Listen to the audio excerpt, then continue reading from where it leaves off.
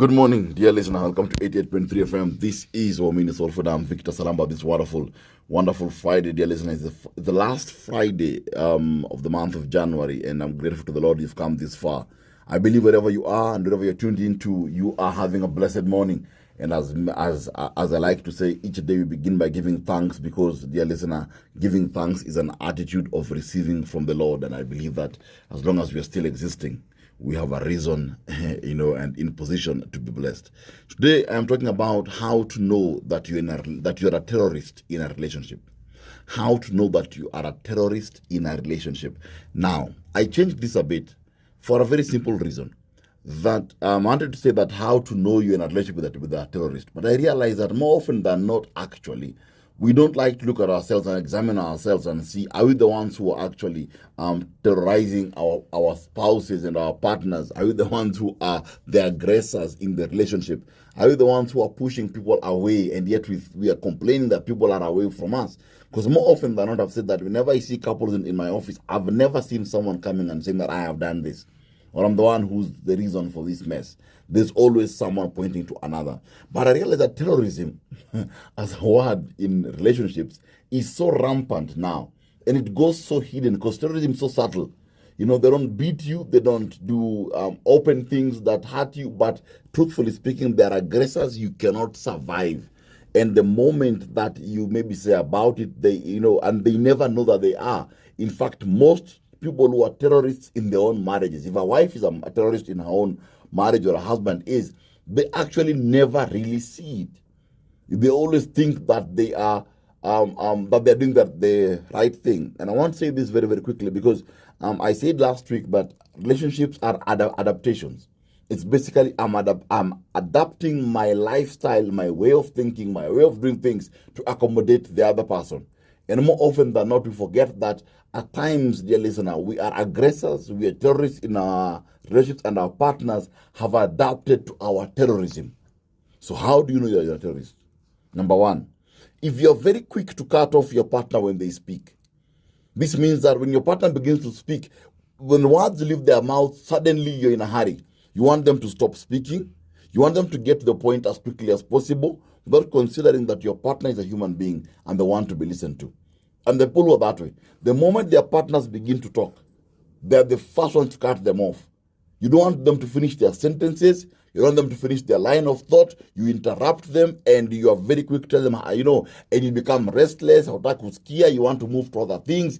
It's like what they're saying is bothering you. This, my dear friends, is a sign that you are a terrorist in a relationship. Number two, when you're satisfied, you have nothing to say. When things are working your way, you have nothing to say.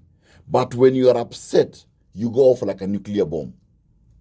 And there are people who live that way in their relationships. When things are good, when they are okay, they don't even talk. They don't even have time for conversation with their partners. You say one word, two words, you're busy doing other things. They want to talk to you, you're not available. But the moment they forget to do something or they upset you with something, that is the day they realize how many words you know. You will talk and talk and talk and talk, follow them out of the chair, to the toilet, bang the bathroom door, shout to them when they're in the loo. You want to talk to them. And this is a sign of a terrorist because a terrorist, dear listener, doesn't want deep conversations with their partners. Their work is to wait when things are wrong.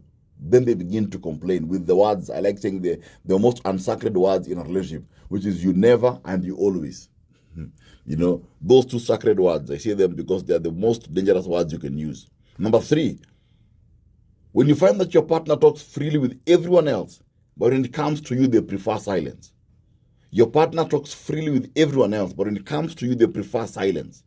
And I found this to be very fascinating as a concept, because whenever you find that a partner is quiet among their spouses but talk among others, more often than not, instead of the partner who feels that my partner around me, he or she is very quiet, but among other people they're talkative, instead of trying to discern the person and finding out why don't they talk to you in a subtle way, you begin to also terrorize them in the same breath. Mbona huniongeleshangi? Why don't you talk to me? Why do you talk to other people? You don't terrorize someone to talk to you. People talk to you because they feel safe. And if someone is silent around you and they talk more to other people, they are unsafe next to you. And if your partner next to you keeps quiet, but when their friends are around, they are so talkative, then my dear friends, your partner is not safe around you. You are an unsafe place for them. And you have to remember that. So it's important for you to know that they have adapted to your terrorism and they'd rather keep quiet because they assume you won't listen. They assume that you'll belittle them.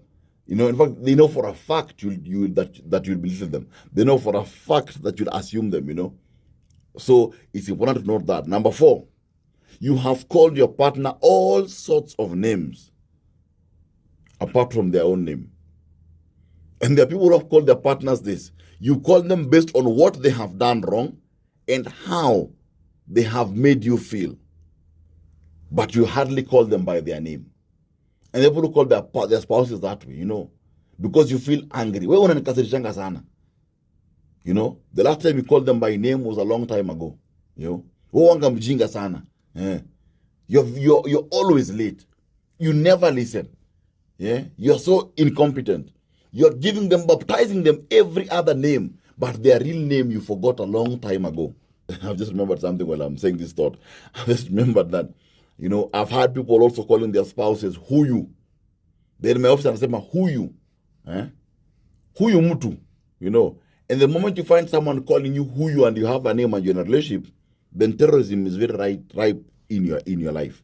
Number 5, this one is very common. You use very high volume, threats, and ultimatums to get your way.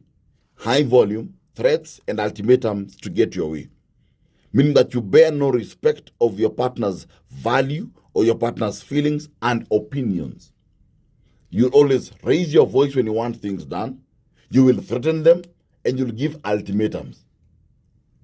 And the terrorists always believe that this is a way of motivating my partner. And if I don't shout at him, he will not do it. Or if I don't shout at her, he will not do it. If I don't tell him that if he does this, I'll do this. And why do you think that is the way to do things? Why do you have to coerce your partner by force to do something for you? Did you force them to say yes to you? And at times that's what we do. In fact, even with children also. You use high volume, threats, and ultimatums to get your way. And you think that you're motivating them to do. That you're supposed to kumo haizifanya. Na kumbe the person is just surviving you. In their mind they pray that one day you wake up and find your tongue was stolen. Because every day you're terrorizing them and they cannot survive you. But for them to survive, they have to comply because you don't listen to what they have to say. You don't care about every opinion that they have. Number 6, dear listener, you can't resist. Now this is I want you to listen to this very carefully. You can't resist to bring up a demeaning conversation about specifically their sexuality, their body, or their performance. I repeat. You can be talking about a spoon, but how you'll turn the spoon to the fact that your wife is overweight, only God knows. How you'll convert something about being late to how your husband performs in bed, only God knows. But more often than not, terrorists cannot resist to bring up any demeaning conversation about their partner. It will include body shaming, talking bad about their sexuality, talking bad about them, and it's totally unrelated. Mnaongea juu ya pesa.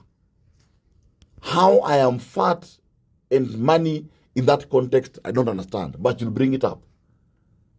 How the person is struggling maybe with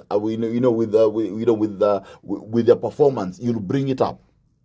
You cannot avoid it in any conversation. And more often than not, a terrorist will always have a grin in their eyes when they are doing this. Number 7, you boast. Listen to this carefully, dear listener. You boast to your friends about how you have tamed your spouse. Yes. Kuna wale wanaendanga wakiringa kila mahali. Kwa chama, kwa bar, how you have tamed your partner. In fact, you're encouraging others. Hivi ndo unafanyanga mwanaume akusikie. This is how you make your wife listen to you. Even unafanya. You have to brag about vile umemkalia. You have to brag about how you tamed this beast. The beast which you said yes to and you married because you love beasts. And that's a mistake that we make every so often. You boast to your friends. That's a sign of a terrorist. Number 8, you get angry when they call you out. When they say you are a terrorist. When they say you are being selfish. When they say you are being mean. When they call you out on your behavior, you get angry. Now, here's the beautiful part, is that you get angry, then you quickly go back to my first point, which is you begin to cut them off when they speak. And you start the whole cycle all over again. Most terrorists, whenever they're told that you're terrorizing me, their first reaction is to go on the defense mode and go to the very beginning. My dear friends, I want us to understand that this is to highlight to us that at times we are the aggressors in our relationships and we don't know that we are the aggressors. Are you a terrorist in a relationship, or are you in a relationship with one? And are there things that you've had here that you find that you do, or someone does to you? Because, dear listener, we are saying this, that at times we are the ones who cause pain in our relationships. We're the ones who frustrate our partners, and we never take time to see that it is us.